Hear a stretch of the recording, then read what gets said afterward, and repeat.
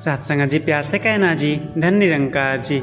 सत्संग जी, हम सब मरने के बाद स्वर्ग जाने की तमन्ना रखते हैं, लेकिन क्या आपने कभी सोचा है कि जिस घर मोहल्ले या समाज में हम आज रह रहे हैं उसे जीते जी स्वर्ग कैसे बनाया जा सकता है। सत्संग जी युग प्रवर्तक बाबा हरदेव सिंह जी महाराज ने इस रहस्य से पर्दा उठाया है कि स्वर्ग कहीं दूर आसमान में नहीं बल्कि हमारे अपने भीतर छिपा है।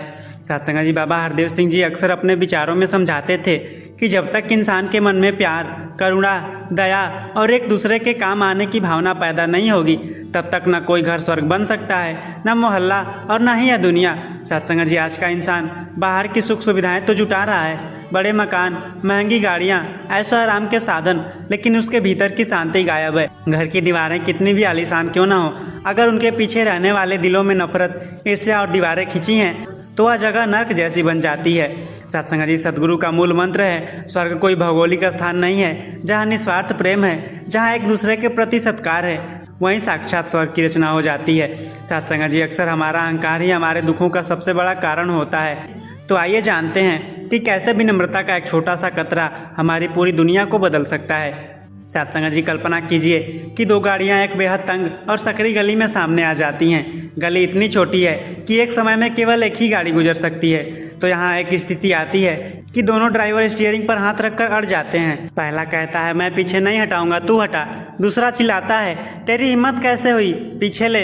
परिणाम यह होता है कि घंटों तक जाम लगा रहता है, दोनों की बीपी बढ़ जाती है, समय बर्बाद होता है और गली का माहौल तनावपूर्ण हो जाता है। और दूसरी स्थिति आती है कि एक ड्राइवर मुस्कुराता है, अपनी गाड़ी को धीरे से पीछे लेता है और सामने वाले को रास्ता दे देता है। सामने वाला भी हाथ जोड़कर शुक्राना कहता है और मुस्कुराते हुए आगे बढ़ जाता है।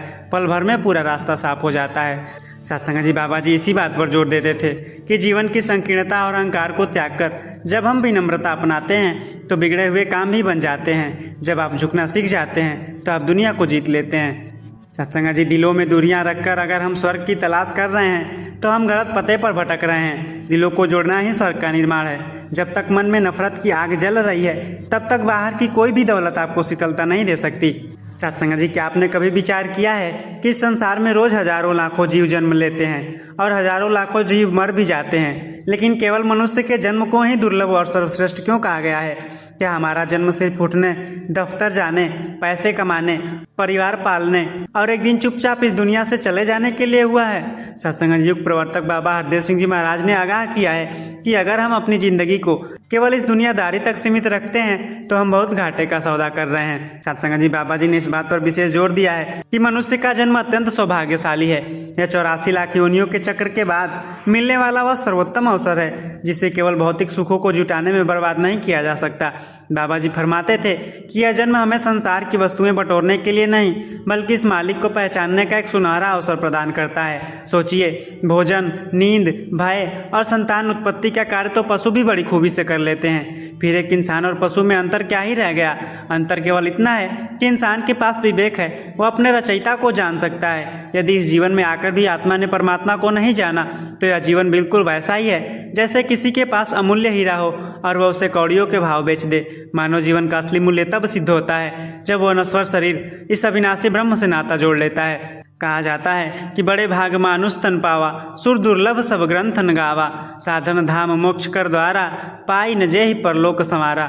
सत्संग जी, हम सब खुली आंखों से जाग रहे हैं, लेकिन अध्यात्म की दृष्टि में क्या हम सचमुच जागे हुए हैं या हम माया और अज्ञानता की गहरी नींद में सो रहे हैं? बाबा जी ने उठ जाग मुसाफिर के माध्यम से मानवता को एक बहुत बड़ा आह्वान किया। वे समझाते हैं कि इंसान अज्ञानता की नींद से जागे और अपने वास्तविक उद्देश्य को समझे। हम इस संसार में इस तरह जी रहे हैं जैसे हमें यहाँ हमेशा रहना हो।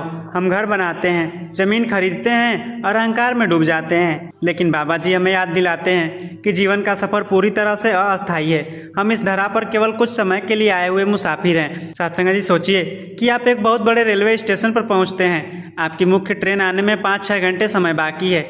आप स्टेशन के वेटिंग रूम में जाकर बैठ जाते हैं। वहाँ बहुत सुंदर सोफे लगे हैं, शानदार पंखे चल रहे हैं और दीवार पर एक खूबसूरत घड़ी टंगी है। अब विचार कीजिए, उस वेटिंग रूम के सोफे और पंखे को देखकर यह सोचेगा कि वाह, यह जगह तो बहुत सुंदर है, आज से मैं यहीं का मालिक हूँ। मैं इन सोफों को अपने घर ले जाऊंगा, इस घड़ी पर अपना नाम लिख देता हूँ और वह वहाँ के लोगों से लड़ना झगड़ना शुरू कर दे।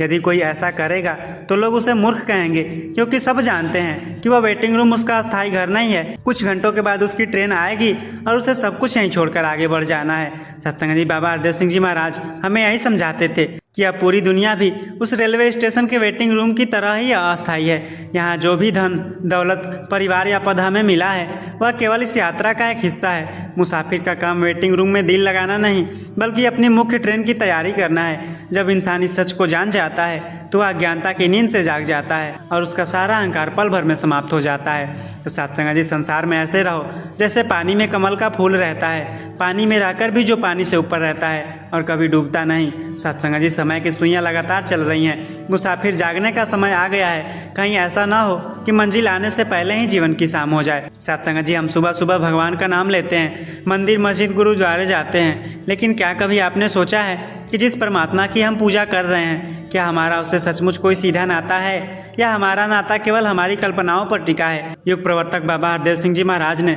इस रहस्य को खोलते हुए समझाया कि परमात्मा से नाता जोड़ने का एकमात्र रास्ता क्या है। सत्संग जी बाबा जी ने हमेशा इस बात पर बल दिया कि हमें ब्रह्मज्ञानियों की संगत करनी है और इस निरंकार परमात्मा को जानना है जो इस ब्रह्मांड के हर एक कण में व्याप्त है। जब तक हम परमात्मा को केवल मानते हैं तब तक हमारे मन में संशय बना रहता है, लेकिन जब हम संतों की संगति में आकर ब्रह्म ज्ञान द्वारा इस सर्वव्यापी निरंकार को साक्षात जान लेते हैं तो हमारा नाता इससे अटूट हो जाता है। इसका सबसे बड़ा फल क्या मिलता है? जब इंसान परमात्मा से जुड़ जाता है तो उसके मन से जात पात ऊंच नीच भेदभाव और दूरियां हमेशा के लिए मिट जाती हैं। वह हर इंसान में इसी निरंकार का रूप देखने लगता है।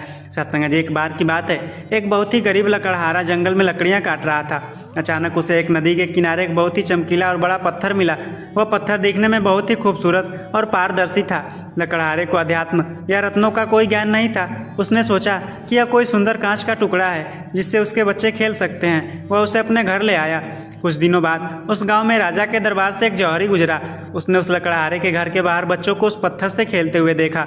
वह जौहरी तुरंत रुक गया, क्योंकि उसकी पारखी नजरों ने पहचान लिया था कि वह कोई साधारण कांच नहीं बल्कि वह हीरा है। जौहरी ने लकड़हारे से कहा, भाई तुम इस अमूल्य हीरे को मिट्टी में रोल कर रहे हो, इसके मूल्य को जानो या तुम्हारी 7 पीढ़ियों की गरीबी दूर कर सकता है।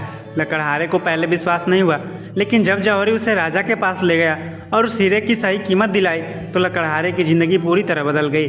सत्संग जी बाबा हरदेव सिंह जी महाराज हमें यही समझाते हैं कि यह मनुष्य का जीवन भी उस अनमोल हीरे की तरह है और यह सर्वव्यापी निरंकार भी हमारे चारों तरफ व्याप्त है, लेकिन हम अज्ञानता व संसार के झूठे खिलौनों से खेल रहे हैं। जब हम ब्रह्मज्ञानियों की संगति में आते हैं तो वे हमारी आंखें खोलते हैं और हमें इस निरंकार परमात्मा के साक्षात दर्शन करा के हमारा नाता इससे जोड़ देते हैं। सत्संग जी क्या केवल किसी धार्मिक स्थल पर जाकर सिर टेक देने से या मंत्रों का जाप कर लेने से हमारी इबादत पूरी हो जाती है?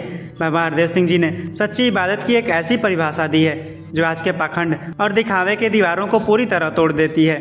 सत्संग जी बाबा जी ने स्पष्ट शब्दों में फरमाया है कि केवल सर झुकाने से नमाज या इबादत नहीं होती। सच्ची इबादत के लिए अपने दिल को झुकाना और प्रेम को अपने जीवन में बसाना सबसे ज़्यादा जरूरी है। यदि हमारा सिर तो गुरु के चरणों में झुक रहा है, लेकिन हमारे दिल में किसी भाई के प्रति नफरत, गुस्सा या बदला लेने की भावना है, तो वह इबादत केवल एक शारीरिक कसरत है, वह परमात्मा के दरबार में स्वीकार नहीं होती। सच्ची इबादत का अर्थ है अपने भीतर के अहंकार और संकीर्णता का पूरी तरह से त्याग कर देना। तो आइए इबादत के इस मर्म को इतिहास के एक बहुत ही जीवंत और व्यवहारिक उदाहरण से समझते हैं। सत्संग जी आप इमेजिन करिए कि एक बहुत अमीर व्यक्ति है जिसके घर में बहुत ही कीमती सोने के बर्तन हैं। एक दिन उसके घर पर एक महान संत पधारते हैं। वह अमीर व्यक्ति उस संत की सेवा करने के लिए सोने का एक बहुत सुंदर कटोरा लेकर आता है, लेकिन उस सोने के कटोरे के भीतर बहुत दिनों की जमी हुई गंदगी और मैल साफ नहीं की गई थी। वह व्यक्ति उस गंदे सोने के कटोरे में मीठा दूध भरकर संत के सामने रख देता है। वह संत उस कटोरे को देखते हैं और मुस्कुराते हुए दूध पीने से मना कर देते हैं। वह अमीर व्यक्ति हैरान हो जाता है और कहता है, महात्मा जी यह कटोरा शुद्ध सोने का है और यह दूध भी सबसे उत्तम है, फिर आप इसे स्वीकार क्यों नहीं कर रहे? उस संत ने बहुत ही सहजता से उत्तर दिया कि भले ही तुम्हारा कटोरा सोने का है और दूध भी कीमती है, लेकिन इसके भीतर जो गंदगी और मैल जमा है वह इस पूरे दूध को जहरीला बना रही है। जब तक यह बर्तन अंदर से साफ नहीं होगा तब तक यह दूध ग्रहण करने योग्य नहीं बन सकता। सत्संग जी बाबा जी हमें इस साखी के माध्यम से यही समझाते थे कि हमारा यह शरीर भी उस सोने के कटोरे की तरह है और हमारी पूजा पाठ इबादत उस दूध की तरह है। लेकिन यदि हमारे दिल के भीतर अहंकार, नफरत, ईर्ष्या और संकीर्णता की गंदगी जमी है तो हमारा कोई भी इबादत परमात्मा को स्वीकार नहीं होगी। सच्ची इबादत का फल तभी मिलता है जब हम पहले अपने दिल को साफ करते हैं, विनम्रता अपनाते हैं और एक दूसरे के प्रति सद्भावना रखते हैं। इबादत वही सच्ची है जो इंसान को इंसान से जोड़े, जो दिलों में दीवारें खड़ी कर दे। वो इबादत नहीं, व्यापार है। परमात्मा को कण कण में देखना ही ब्रह्म ज्ञान है और हर कण का सत्कार करना ही सच्ची इबादत है। सत्संग जी, क्या आपने कभी गौर किया है कि आज दुनिया में इतनी अशांति, इतने दंगे और इतने नफरत क्यों हैं? क्या लोग धार्मिक नहीं हैं? लोग धार्मिक हैं, पूजा पाठ भी कर रहे हैं, लेकिन बाबा हरदेव सिंह जी महाराज ने इस बीमारी की असली जड़ को पकड़ा। उन्होंने समझाया कि संसार की सबसे बड़ी समस्या संकीर्णता, नैरो माइंडनेस है, जो इंसान के दिल को छोटा कर देती है। तो आइए जानते हैं कि इस संकीर्णता की दीवारों को तोड़कर हम अपने लोक और परलोक को कैसे सुहेला कर सकते हैं। सत्संग जी, बाबा जी ने सभी को यह पावन संदेश दिया कि यदि हम इस धरती को सचमुच स्वर्ग बनाना चाहते हैं तो हमें अपने भीतर के अहंकार और संकीर्णता को पूरी तरह त्यागना होगा। संकीर्णता क्या है? संकीर्णता का अर्थ है केवल अपने संप्रदाय, अपनी जाति, अपने परिवार या अपने भाषा को ही श्रेष्ठ मानना और दूसरों को हीन समझना। जब इंसान का दिल छोटा हो जाता है तो वह दूसरों के प्रति नफरत से भर जाता है, लेकिन ब्रह्म ज्ञान हमें विशालता सिखाता है। जब हम इस सर्वव्यापी निरंकार से जुड़ जाते हैं तो हमारी सोच विशाल हो जाती है। हम वसुधैव कुटुंबकम के सच्चे सिद्धांत को जीने लगते हैं। बाबा जी अक्सर फरमाते थे कि विशालता का फल यह होता है कि इंसान का मन हर हाल में सहज हो जाता है और वह लोक परलोक दोनों को संवार लेता है। तो सत्संग जी, आइए संकीर्णता और विशालता के इस अंतर को एक बहुत ही सुंदर, सजीव और प्रैक्टिकल कहानी से समझते हैं, जो दर्शकों के दिल के बंद दरवाजे को खोल देगी। एक बार की बात है, दो सगे भाई थे जो एक बहुत बड़ी नदी के किनारे आसपास दो अलग अलग खेतों में रहते थे। दोनों भाई सालों तक मिलकर खेती करते थे, खुश रहते थे और एक दूसरे के सुख दुख में काम आते थे। लेकिन एक छोटी सी गलतफहमी की वजह से दोनों के बीच बहुत बड़ा विवाद हो गया। बातचीत बंद हो गई और उनके दिलों में कड़वाहट आ गई। बड़े भाई ने गुस्से और संकीर्णता में आकर अपने खेत के बीच में से बहने वाले नाले को और गहरा खुदवा दिया ताकि छोटा भाई कभी उसके खेत की तरफ आ ही न सके। उसने अपने मन में नफरत की एक बहुत बड़ी दीवार खड़ी कर ली। उसी दिन शाम को उस गांव में एक बढ़ई आया। बड़े भाई ने उस बढ़ई से कहा, देखो वह मेरे छोटे भाई का खेत है, उसने मुझसे दुश्मनी मोल ली है। मैं चाहता हूँ कि तुम मेरे खेत के किनारे 8 फीट ऊंची लकड़ी की ऐसी दीवार खड़ी कर दो कि मुझे जीवन में कभी उसका चेहरा देखना न पड़े। बढ़ई ने कहा, ठीक है भाई, मुझे लकड़ियाँ और औजार दे दो, मैं शाम तक अपना पूरा काम कर दूंगा। बड़ा भाई किसी काम से शहर चला गया। शाम को जब बड़ा भाई वापस लौटा तो जो उसने देखा, उसे देखकर उसकी आंखें खुली की खुली रह गई। बढ़ई ने वहां नफरत की कोई दीवार खड़ी नहीं की थी, बल्कि उसने उस गहरी खाई और नदी के ऊपर दोनों खेतों को जोड़ने वाला एक बहुत ही सुंदर और मजबूत लकड़ी का पुल बना दिया था। उसी समय छोटा भाई भी अपने खेत से बाहर निकला। जब उसने उस पुल को देखा तो उसकी आंखों में आंसू आ गए। वह दौड़ता हुआ पुल पार करके बड़े भाई के पास आया और उसे गले लगाकर रोने लगा। भैया, मैंने आपके प्रति मन में इतनी संकीर्णता और नफरत पाली, लेकिन आपने हमारे प्यार को जोड़ने के लिए यह सुंदर पुल बनवा दिया, मुझे माफ कर दीजिए। बड़े भाई का अहंकार भी पिघल गया। उसने उस बढ़ई की तरफ देखा और कहा, तुमने यह क्या किया? बढ़ई ने मुस्कुराते हुए अपना झोला उठाया और कहा, संसार में दीवारें बनाने वाले तो बहुत मिल जाएंगे भाई, लेकिन कुदरत और संतों का संदेश हमेशा पुल बनाने का होता है। मुझे आगे जाना है, क्योंकि दुनिया में अभी कई और टूटे दिलों के बीच पुल बनाना बाकी है। सत्संग जी, बाबा हरदेव सिंह जी महाराज अपने पूरे जीवन काल में उस बढ़ई की तरह ही पूरी मानवता के बीच प्यार का पुल बनाते रहे। उनका यह विचार कि अहंकार और संकीर्णता को त्याग कर विनम्रता अपनाएं, असल में नफरत की दीवारों को गिराकर दिलों को जोड़ने वाले पुल का निर्माण करना ही है। जब हम संतों की सिखलाई पर चलकर दूसरों के प्रति सद्भावना रखते हैं तो यह धरती सचमुच स्वर्ग बन जाती है। दीवारें हमेशा दूरियां बढ़ाती हैं और पुल हमेशा दिलों को मिलाते हैं। एक सच्चा गुरसिक कभी नफरत की दीवार नहीं बनता, वह हमेशा प्यार का पुल बनता है। जब तक संकीर्णता का अंधेरा मन में रहेगा तब तक आत्मिक आनंद का सूरज कभी उदय नहीं हो सकता। अपने दिल को निरंकार की तरह विशाल बनाइए। सत्संग जी, हम सब अपने भविष्य को सुरक्षित करने के लिए बैंक बैलेंस बनाते हैं, बीमा पॉलिसी लेते हैं और ना जाने कितनी तैयारियां करते हैं, लेकिन क्या कभी आपने सोचा है कि इस लोक के बाद जो हमारा अगला पड़ाव है यानी परलोक, उसका बीमा कैसा होता है? बाबा हरदेव सिंह जी महाराज ने समझाया कि जो इंसान इस धरती पर रहते हुए संतों की मर्यादा और निरंकार के हुक्म को मान लेता है, उसका लोक भी सुखी हो जाता है और परलोक भी सुहेला हो जाता है। सत्संग जी, जब इंसान अहंकार और संकीर्णता को त्याग कर विनम्रता को अपनाता है और एक दूसरे के प्रति सद्भावना रखता है तो यही वह एकमात्र रास्ता है जो लोक और परलोक दोनों को संवार देता है। बाबा जी फरमाते थे कि लोक सुखी होने का मतलब यह नहीं है कि आपके जीवन में कभी कोई परेशानी नहीं आएगी। इसका मतलब यह है कि विपरीत परिस्थितियों के बीच भी आपका मन विचलित नहीं होगा।